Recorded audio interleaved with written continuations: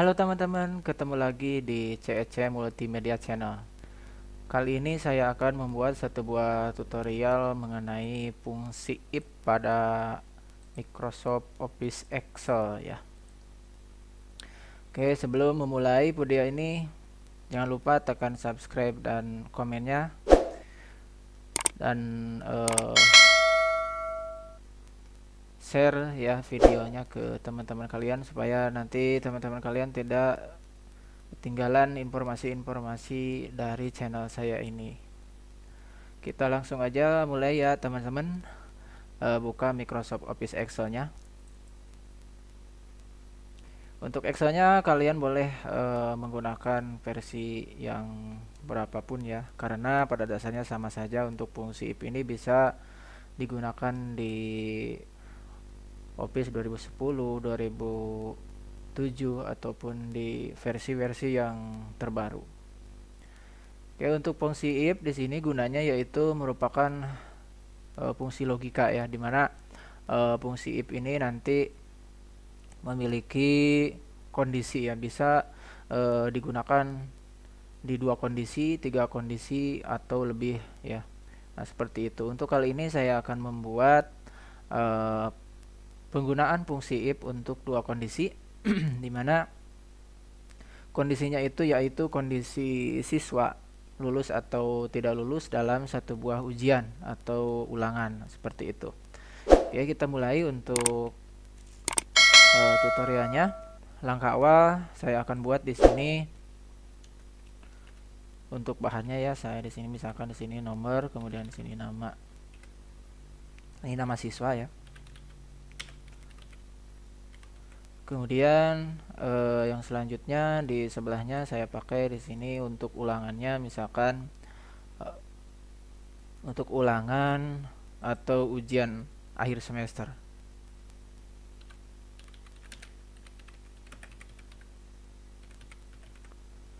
Ujian akhir semester, dimana di sini saya akan memakai 4 buah mata pelajaran. Yang satu misalkan matematika, yang keduanya di sini misalkan bahasa Indonesia, kemudian yang selanjutnya di sini misalkan PKN ya.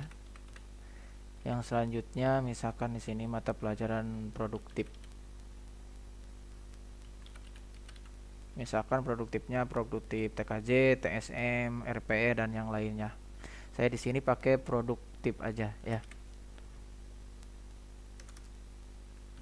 Oke, kita rapihkan. Nah, ini untuk merapikan di sini teman-teman bisa menarik ya, menarik si kolom ini ke samping. Kemudian yang ini juga bisa ditarik atau bisa ditarik ke bawah dan menggunakan fungsi warp text ini. Nah, ini klik. Jadi dia ada 2 baris seperti itu. Nah, kemudian yang ini juga sama, ini rata tengah, kemudian rata middle elegant ya. Jadi rata atas bawah. Nah, seperti itu. Ini juga sama.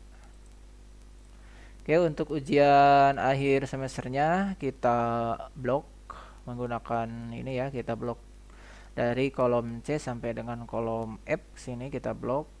Kemudian kita klik, ini ada merge ya, tinggal diklik. Nah, sehingga nanti posisinya ada di tengah. Yang ini untuk nama siswa kita gabungkan 2 buah baris, yaitu baris ketiga dan baris keempat. Kita blok, kemudian pakai sistem merge rata tengah, kemudian rata atas dan bawah. Yang nomor juga sama, kita blok 2 buah baris 3 dan 4 pakai merge, kemudian rata tengah, rata atas dan bawah. Ya, seperti ini. Kita blok semuanya pakai border ya, bordernya pilih yang all border sini. Nah, seperti itu. Kemudian di sini kita kasih nomor. Nanti teman-teman di sini nomornya bebas mau berapa. Saya sini pakai misalkan nomornya 5 aja ya. 5. Kemudian di sini inputkan untuk nama siswa. Kemudian yang selanjutnya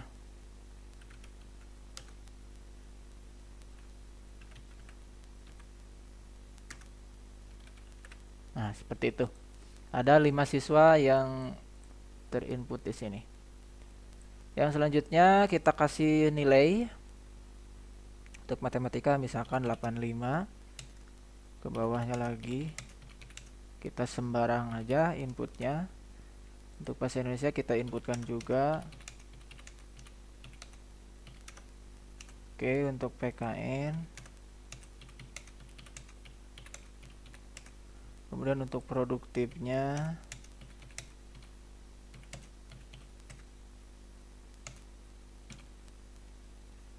nah, seperti itu. Kita blok dulu semua. Rata tengah ya biar rapi. Nah, seperti ini. Oke. Atasnya kita kasih warna. Misalkan warnanya warna biru muda ya, seperti. Kemudian di blok, di bold ya supaya kelihatan. Oke, yang selanjutnya fungsi if itu nanti di sini akan digunakan. Misalkan contoh di sini ada Denny. Nah, di sini si Denny itu mengikuti ulangan 4 mata pelajaran di sini ya, 4 mata pelajaran.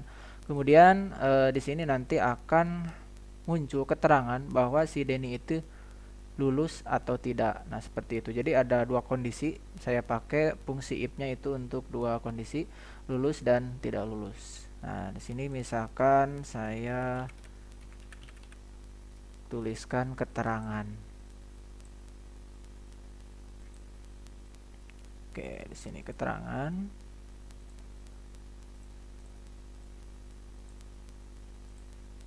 Nah, kemudian di sini maaf ya, saya rubah dulu jumlah ya. Jadi nanti kita jumlahkan dulu terlebih dahulu ya. Dari 4 mata pelajaran ini kita jumlahkan jumlah totalnya itu udah berapa. Kemudian di sini baru keterangan lulus atau tidak lulusnya.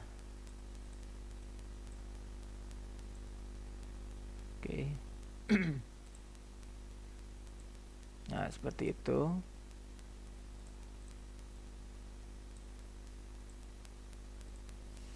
Nah, dari sini kita jumlahkan. Untuk menjumlahkan ini teman-teman bisa menggunakan fungsi sum. Fungsi sum itu fungsinya untuk menjumlahkan ya. Sama dengan kemudian ketikkan sum ya. Kemudian di blok dari nilai awal sampai nilai akhir sampai sini. Dari C5 sampai dengan F5. Blok. Nah, sampai sini kemudian kurung tutup ya. Enter. Nah, udah muncul untuk jumlah totalnya. Nah, untuk ke bawahnya rumusnya sama dengan yang ini ya. Nah, cara cepatnya kita tarik saja. Nah, di sini ada tombol, maaf ini ada titik ini nih kecil, tinggal ditarik ke bawah. Oke, udah selesai. Ini jumlahnya masing-masing seperti ini. Kemudian satu lagi ya, maaf kita di sini rata-rata. Nah, rata-rata. Kemudian di sini keterangan. Jadi nanti diambilnya itu dari rata-rata. Dari rata-rata jumlah seluruh mata pelajaran.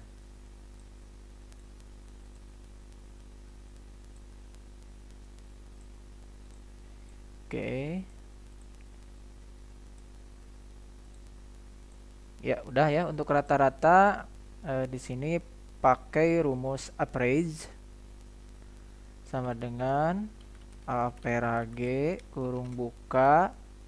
Nah, di blok dari sini dari C5 sampai dengan F5 kemudian enter. Nah, nanti akan muncul seperti ini. Kemudian tarik ke bawah. Ya, muncul seperti itu ya. Jadi semuanya udah muncul. Nah, ini ada satu buah nilai, 1, 2, ada 3 buah nilai yang di belakangnya itu ada di belakang itu ada 2 buah angka ya di belakang koma. Jadi di sini angka desima.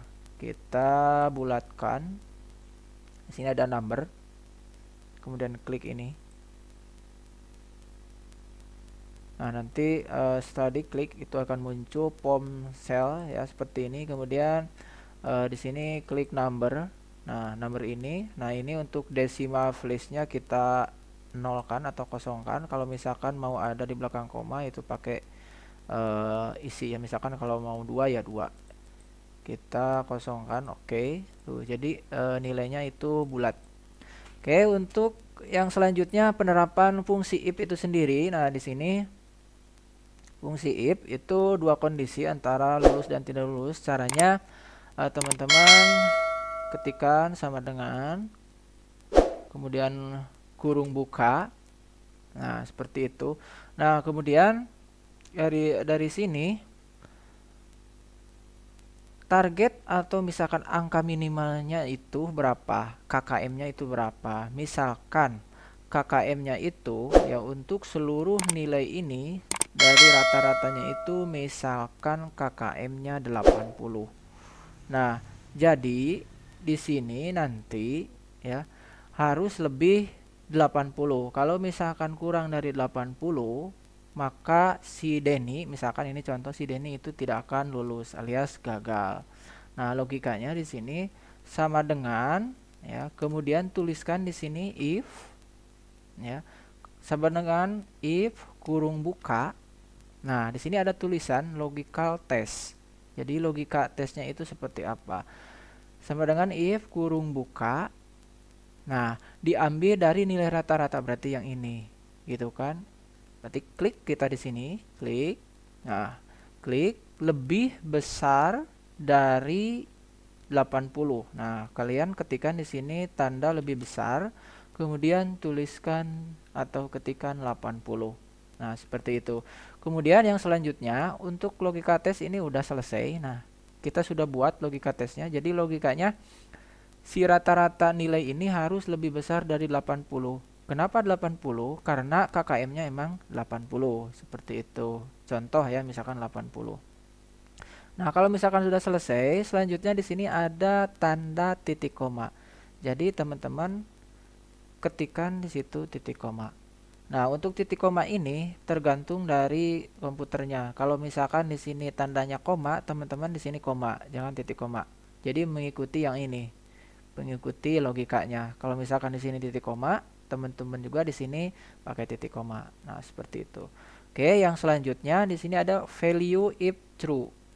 Pilihan yang salah ya, yang benar. Kemudian di sini ada pilihan yang salah. Ya, gitu. Jadi kan ada dua kondisi, pilihan benar dan salah. Nah, di sini pakai kutip ya, pakai kutip 2. Nah, di sini misalkan tulisannya lulus. Nah, lulus. Jadi pilihan yang pertama yang benar itu lulus.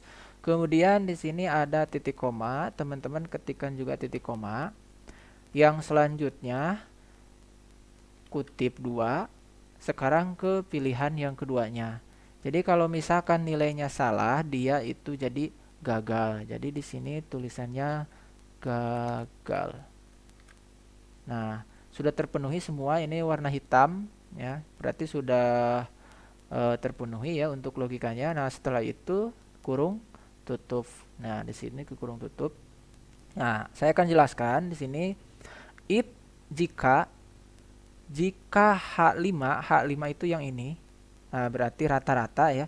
Jika H5 artinya jika rata-rata lebih besar dari 80, maka lulus. Nah, kalau misalkan H5-nya kurang dari 80, maka dia gagal. Gitu logikanya. Oke, kita coba enter. Nah, seperti itu ya. Jadi hasilnya lulus karena memang si Denny ini nilainya 86.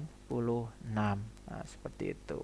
Nah, untuk ke bawahnya teman-teman tinggal ditarik saja seperti fungsi-fungsi tadi ini ya.